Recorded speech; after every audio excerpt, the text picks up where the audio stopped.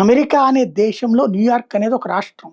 కానీ New York mayor గనుకైనటువంటి Mamdani భవిష్యత్తులో అతను ఆల్రెడీ అనౌన్స్ చేశాడు.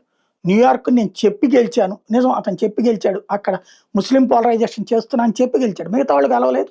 దెబ్బతిన్నారు. అదే సందర్భంలో భారీ మెజారిటీతో గెలిచాడు. కాబట్టి అక్కడ ఇప్పుడు రోడ్ల మీదనే నమాజులు ఇవన్నిటి కూడా అనుమతిస్తున్నాడు. నిదానంగా అక్కడంతా కూడా ఇస్లామీకరణ వైపుకి తీసుకుపోతున్నాడు. అమెరికా మొత్తం మా నెక్స్ట్ టార్గెట్ అని కూడా అతను చెప్పాడు. అది చేస్తాడేమో చూడాలి. ఎందుకంటే తాజాగా ఉగాండాకి సంబంధించినటువంటి ఒక వ్యక్తి ఉగాండా నుంచి వచ్చి సెటిల్ అయినటువంటి వ్యక్తి ముస్లిం వ్యక్తి న్యూయార్క్ మేయర్ మందాని దగ్గర పనిచేస్తాడు అధికారిగా. అతను ఇప్పుడు ఇరాన్తో మీటింగ్ పెట్టడానికి ప్లాన్ చేశాడు.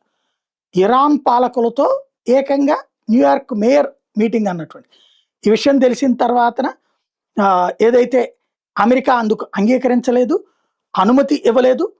ఫారెన్ బార్న్ వాళ్ళు ఇక్కడికి వచ్చి యాక్టివిటీ చేయడానికి కుదరదని తేల్చి చెప్పింది.